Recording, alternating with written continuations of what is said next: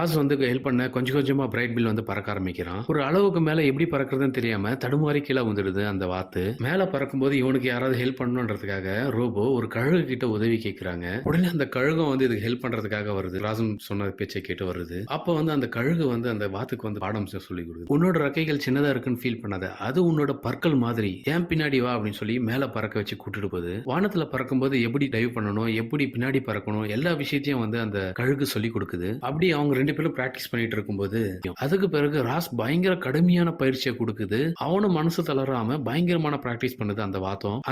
அந்த வாத்து கூட்டத்தோட தலைவன் சொன்ன மாதிரியே காலையில இருந்து நைட்டு வரைக்கும் கால் வந்து தரையில படாமே பறந்துட்டே இருக்கு அவன் பிரைட் பில். அடுத்த நாள் விடிஞ்ச உடனே பிரைட் பில்ல கூட்டிட்டு ராஸ் அந்த வாத்து கூட்டத்துக்கு வரான். அந்த வாத்து கூட்டத்தோட தலைவர் அங்கிருந்து நம்ம கிளம்புறதுக்கான நேரம் வந்துருச்சு, எல்லாரும் அவங்க குடும்பத்தோட போய் தயாரா இருக்கு. இதே மாதிரி இந்த படத்தோட ஃபுல் ஸ்டோரியை பார்க்கறதுக்கு நம்மளோட சேனலை சப்ஸ்கிரைப் பண்ணுங்க. டிஸ்கிரிப்ஷன்ல அந்த படத்தோட லிங்க் கொடுத்துருக்கேன். அதை கிளிக் பண்ணி இந்த படத்தோட ஃபுல் ஸ்டோரியை பாருங்க.